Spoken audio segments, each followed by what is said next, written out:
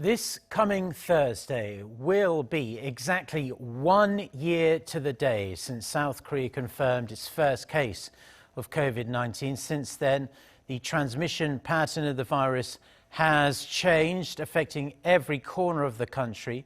Our Kyung-eun looks at the evolution of the virus here in South Korea and where the country stands right now. South Korea reported its first COVID-19 case on January 20th, one day before the U.S. and several days before European countries like France. Since then, it has seen three major waves of the virus.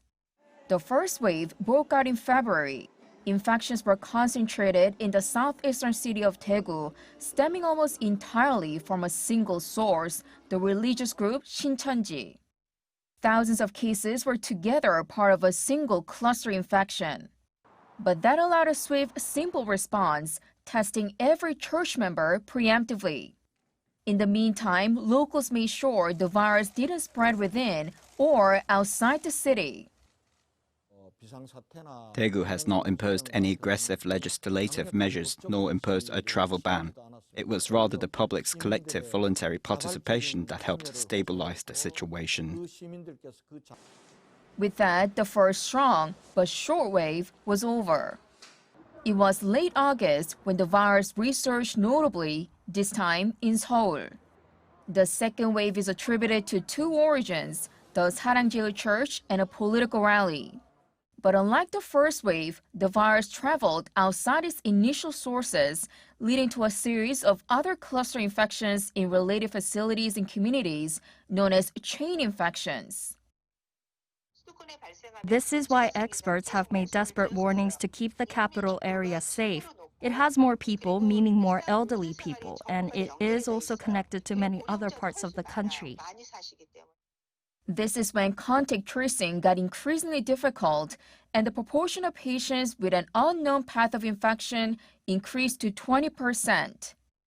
During the second wave, the number of daily infections never broke the first wave's record, 909.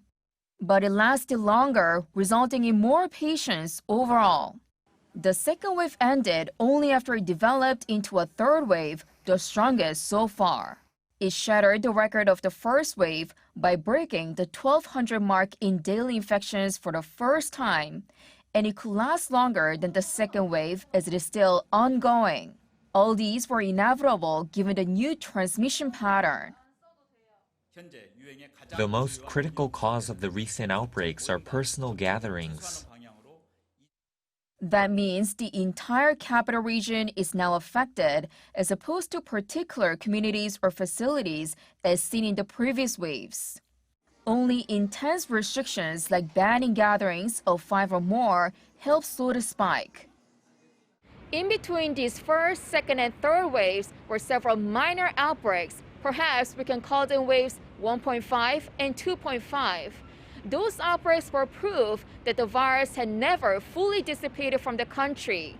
And experts say they're likely to continue for the time being, even after the third wave comes to an end. Kyung-eun, Arirang News.